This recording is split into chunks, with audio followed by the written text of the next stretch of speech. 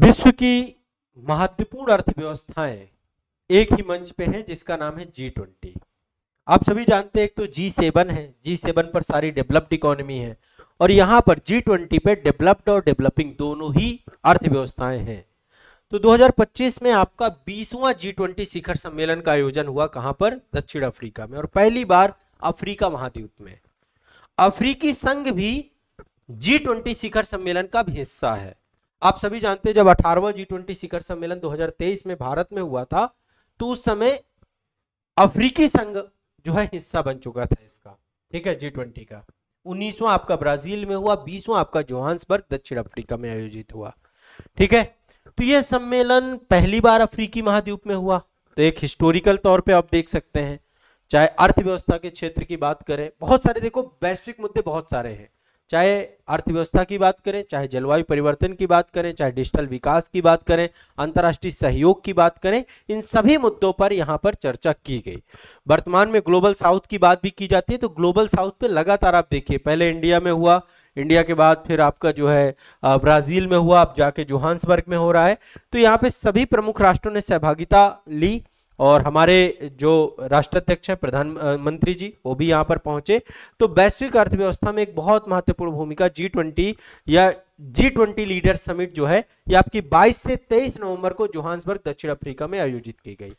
22 से 23 नवंबर, ठीक है, बहुत बड़ा मंच है, ठीक है। तो एक बार मैं इस मंच के बारे में आपको बताऊंगा। हमारे राष्ट्राध्यक्ष जो प्रधानमंत्री जी हैं G20 शिखर सम्मेलन में पहुंचे, तो एक बार थोड़ा सा मैं इसका हिस्टोरिकल बैकग्राउंड पे जाता हूं और फिर मैं इस पे एक सेशन और लूंगा। पहले मैं आपको थोड़ा सा इसके बारे में कुछ बताता हूं। तो G20 की शुरुआत आपकी 1999 में हुई थी, वैश्विक आर्थिक स्थिरता और सहयोग के उद्देश्य से की गई थी।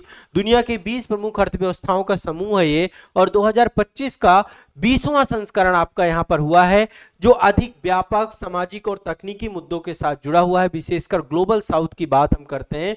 ग्लोबल साउथ की मल्टीपल चिंताएं हैं, बहुत सारी चिंताएं हैं। G20 यानी ग्रुप ऑफ 20 प्रमुख अग्रणी और उभरती हुई अर्थव्यवस्थाओं का एक मंच है जिसका उद्देश्य है वैश्विक आर्थिक सहयोग और नीति निर्माण को बढ़ावा देना।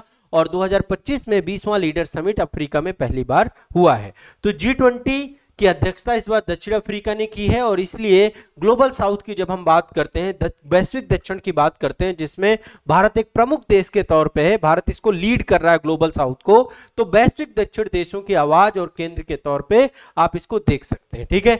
तो सम्मेलन की मेजबानी की दक्षिण अफ्रीका ने, और यह दिखाता है कि अफ्रीका में दक्षिण अफ्रीका की बढ़ती हुई वैश्विक भूमिका, और जिस तरीके से अफ्रीकी संघ G20 का हिस्सा बना है उसमें दक्षिण अफ्रीका की क्या महत्व और भूमिका है।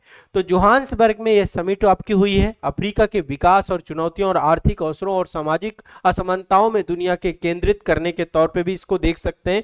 जिस तरीके से अफ्रीका महाद्वीप आपका एक पिछड़ा हुआ महाद्वीप के तौर पे रहा है, अभी भी वहां पे विभिन्न प्रकार की चुनौतियां लगातार देखने को मिलती हैं, तो वैसे G20 शिखर सम्मेलन का अफ्रीका महाद्वीप में आयोजित होने से यह दिखता है कि अफ्रीका की क्या क्या चुनौतियां, अफ्रीका में किस तरीके से विकास की बाधाएं हैं, कैसे वहां पे आर्थिक अवसर नहीं है, कैसे वहां पे सामाजिक असमानताएं हैं, उससे पूरे दुनिया का ध्यान केंद्रित करने के तौर पे भी इस मंच को देख सकते हैं।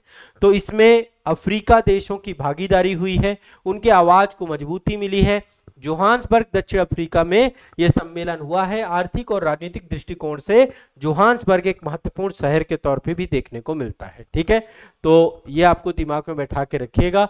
G20 का अधिक समावेशी और विविधता उन्मुख मंच के तौर पे देखिएगा। यह समिट अफ्रीका के विकास चुनौतियों, जलवायु परिवर्तन, आर्थिक असमानताओं जैसे मुद्दों पर वैश्विक ध्यान केंद्रित के अवसर के तौर पे देखा जा सकता है।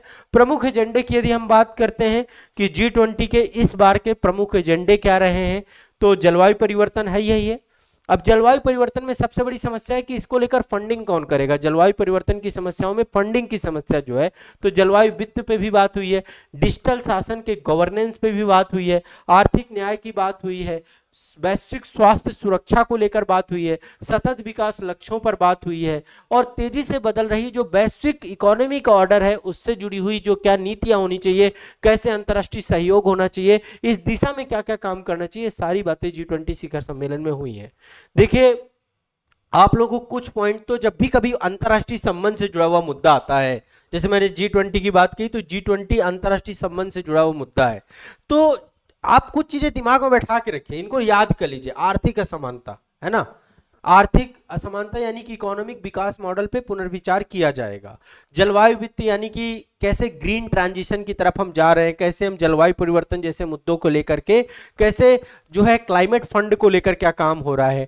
डिजिटल अर्थव्यवस्था की बात होगी, आर्टिफिशियल इंटेलिजेंस की बात होगी, खासकर डेटा लोकलाइजेशन की बात होगी, डिजिटल शासन की बात होगी, स्वास्थ्य की बात होगी, सुरक्षा की बात होगी, महामारी की बात होगी, सार्वजनिक स्वास्थ्य प्रणालियों की बात होगी, है ना, वैश्विक आर्थिक शासन की बात होगी। इन सब पे G20 क्या कर रहा है, इन सब मुद्दों पे ही बात होगी, है ना। तो दिमाग में बैठा के रखना है।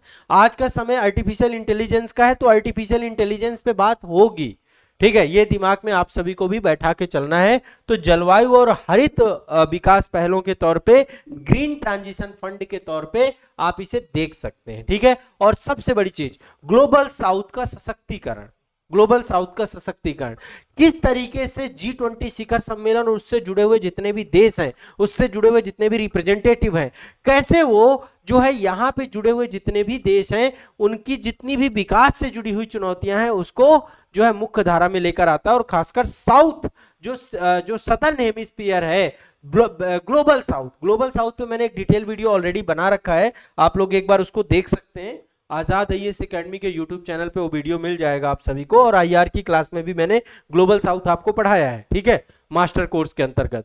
तो आप लोग यदि इंटरनेशनल रिलेशन देखेंगे तो उसमें ग्लोबल साउथ में भारत एक बहुत महत्वपूर्ण भूमिका निभा रहा है।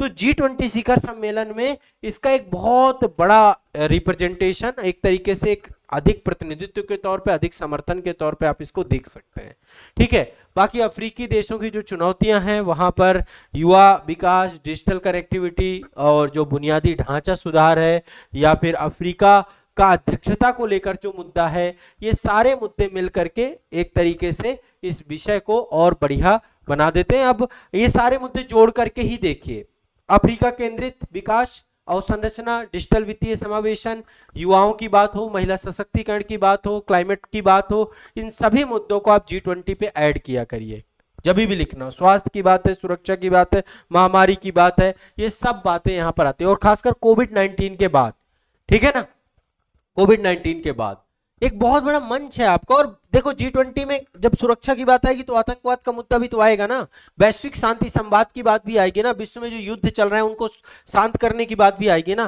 तो ये सारे पॉइंट अपने दिमाग में बैठा लो। मैं कुछ पॉइंट आपको दे रहा हूं और इसमें दिमाग में बैठा के चलिए, कुछ पॉइंट लिखिए, आप लिख लीजिए, है ना, हमेशा काम आएंगे।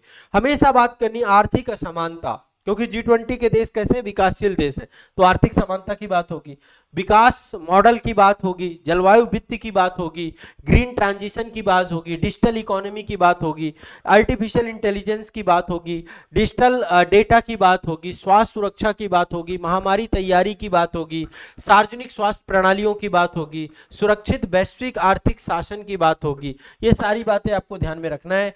आर्टिफिशियल AI शासन की बात होगी, ठीक है, और इसके अलावा ग्लोबल साउथ की बात होगी, आर्थिक न्याय की बात होगी। ये सब बातें आपको ध्यान में रखना है। स्वास्थ्य को लेकर, कोविड-19 को लेकर, स्वास्थ्य सुरक्षा को लेकर के बात होगी, है ना। वैश्विक शांति में स्थिरता लानी है तो आतंकवाद मुद्दे पे बात होगी, वैश्विक शांति संवाद पे बात होगी, ठीक है, व्यापार और अर्थव्यवस्था में बात होगी, भू राजनीतिक स्थिरता की बात होगी, राष्ट्र निरपेक्ष तनाव, जो क्षेत्रीय संघर्ष चल रहे हैं, जो ऊर्जा सुरक्षा की बात है, इन सब पे बात होगी। ये सब पॉइंट आपको लिखने चाहिए, ठीक है।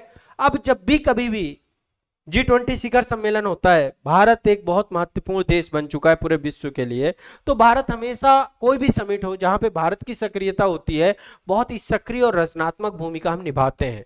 तो हमारे प्रधानमंत्री नरेंद्र मोदी जी गए थे, इन्होंने यहाँ पे आर्थिक विकास पे बात की, इन्होंने यहाँ पे स्वास्थ्य तैयारी पे बात की, डिजिटल समावेशन पे बात की, पारंपरिक ज्ञान को बढ़ावा देने की बात की। कई सारे सुझाव प्रधानमंत्री जी के द्वारा दिए गए हैं। और साथ ही प्रधानमंत्री जी ने सबसे बड़ा जोर दिया है कि अफ्रीका का स्किल डेवलपमेंट करना पड़ेगा, है ना, स्किल मल्टीपल प्रोग्राम यहाँ पर लाने पड़ेंगे, इस पे सहयोग स्टैब्लिशमेंट करना पड़ेगा। और आर्थिक विकास, स्वास्थ्य और पारंपरिक ज्ञान कोष पर इन्होंने अपने विचार रखे, ठीक है। तो प्रधानमंत्री जी किन किन मुद्दों पे बात करेंगे? इकोनॉमिक डेवलपमेंट पे बात करेंगे, हेल्थ पे बात करेंगे, डिजिटल समावेशन पे बात करेंगे, पारंपरिक ज्ञान पे बात करेंगे, अफ्रीका केंद्रित विकास पे बात की गई, क्योंकि अफ्रीका में इस बार चीजें हुई थी, ठीक है।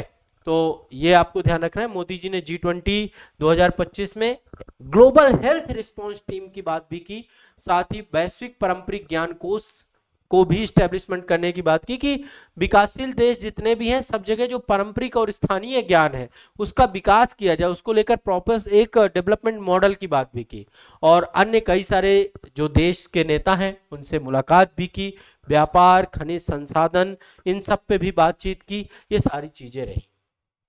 2025 का जो ये G20 शिखर सम्मेलन था, इसमें सबसे बड़ी घटना थी अमेरिका नहीं आया, ट्रंप प्रशासन यहां नहीं पहुंचा।